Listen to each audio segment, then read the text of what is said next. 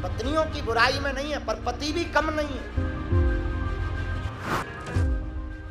पति कौन सा कम है? इंडिया की मार्केट में हर रोज नए नए बिजनेसमैन उतर कर आ रहे हैं और उनकी अर्निंग मल्टीपल प्रकार से होती चली जाती है। वो कुछ समय में इतने ही अमीर बन जाते हैं कि शायद एक बिजनेसमैन भी नहीं बन पाता है। जो अपने रिसर्च और अपने टेक्नोलॉजी और अपने एक्सपीरियंस मेहनत के अनुसार काम करता है, फिर भी वह उतनी तेजी से ग्रोथ नहीं करता है जितनी तेजी से ये बिजनेसमैन ग्रोथ कर जाते हैं। इनको बाबा के नाम से जाना जाता है। ये इंडिया नहीं दोस्तों, विदेशों में भी अपना डंका बजा रहे हैं। इनके कुछ चमत्कारी ऐसे कार्य हैं। ऐसे कर देते कारो चमचा, जितना परेशान इन बच्चों की हो किया है उतना मार मार के न करो प्रेतों को। जो लोग देखकर इनके तरफ अट्रैक्टिव हो जाते हैं। बाकी सरदार सरकार की, सन्यासी बाबा की, और इनके ऊपर कुछ इस तरह बिलीव करते हैं कि लाखों रुपए करोड़ों रुपए यूं ही दान कर देते हैं। शायद लाखों और करोड़ों कमाने में इंसान को जिंदगी लग जाती है, लेकिन ये कुछ समय में दोस्तों इंसान के हाथ से पैसा खींच लेते हैं, वो भी बिना मांगे, और इंसान खुशी खुशी इनको दे देता है। तो दोस्तों बिजनेसमैन बनो तो इन बाबाओं की तरह। दोस्तों कुछ चमत्कारी चीजें दिखाकर, कुछ ऐसी चीजें दिखाकर जो रियलिटी में है ही नहीं, उन चीजों के बारे में बताकर जो रियलिटी में एक्चुअल में कभी हुई ही नहीं, और लोग अच्छे तरीके से इन पर विश्वास भी करते हैं। इनके अमीर होने का कारण क्या है पता है आपको? इंडिया में दोस्तों बिना पैसा लगाए आप मूर्ख बन सकते हैं, और मूर्ख बनने का अधिकार हर किसी को है।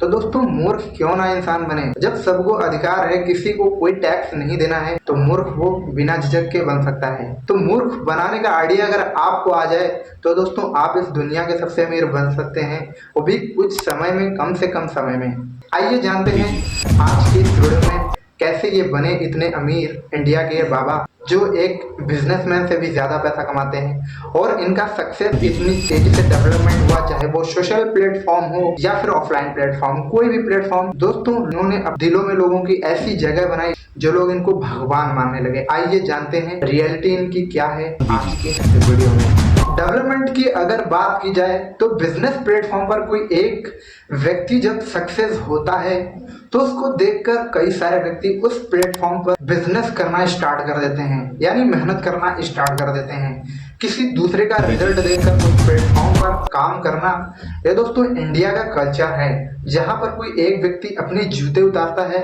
शायद आने वाले व्यक्ति भी अपने जूते वहीं उतारते हैं। तो ये परंपरागत दोस्तों इंडिया के अंदर काफी तेजी से चल रही है। तो इसका रीजन बहुत ही लंबा है, थोड़ा मैं अट्रैक्टिव तरीके से आपको समझाऊंगा जो आप कम से कम टाइम में इस चीजों को समझ पाए। शुरुआत में कोई एक बाबा ने जब प्रयास किया आगे बढ़ने का, नेचुरल जुड़ी चीजें जो लाइफ से जुड़ी हों और इंसान के जीवन से रिलेटेड हों, वो चीजें जानकर लोगों को बताना स्टार्ट किया ऐसे बाबा ने, और लोगों ने उन चीजों को सच माना जो शायद नेचुरल थी और उनको खुद को भी वो चीजें पता थी। लेकिन सामने वाला व्यक्ति जब कोई वही चीजें बताए जो तुम्हें पता हो, तो शायद तुम ये समझते हो कि वो आपसे ज्यादा टैलेंटेड है और आप उसको खुदा मान बैठते हो। सबसे बड़ा यही रीजन है। स्टेप बाय स्टेप दोस्तों जब आपको किसी भी प्लेटफॉर्म पर सक्सेस मिलता है तो आप उसमें बढ़ने में काफी ज्यादा इंटरेस्टेड हो जाते हैं, और आपके अंदर मोटिवेशन भी आने लगता है आगे बढ़ने का। कुछ खास रीजन भी ऐसे इनके हैं।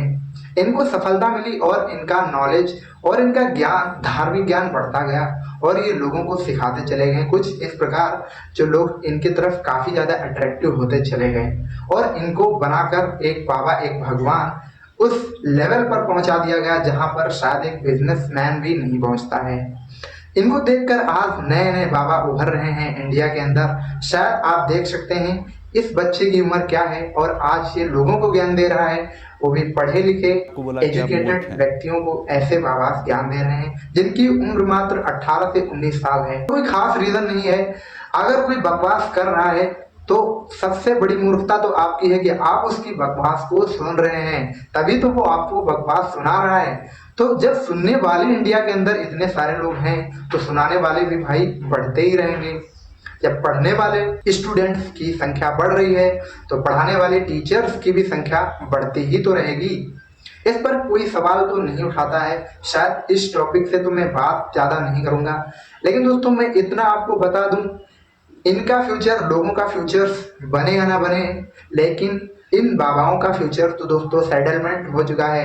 आप अपने बच्चों को पढ़ाते हैं और आपके बच्चे उस गवर्नमेंट जॉब को नहीं हासिल कर पाते हैं जिसके लिए वो दिन रात प्रयास करते हैं, लेकिन आप इन फर्जी बाबाओं की बातों को अपने बच्चों को सुनाते हैं जिससे इनका कोई फ्यूचर नहीं है। अगर आप एक मोटिवेशनल स्पीकर की बातें सुने तो शायद उस व्यक्ति की बातों में इतनी सच्चाई होती है और इतनी ताकत होती है कि अगर उन बातों को अमल करे आपका बच्चा तो शायद वो अपने लाइफ में कुछ करने का एक सही डिसीजन ले सकता है।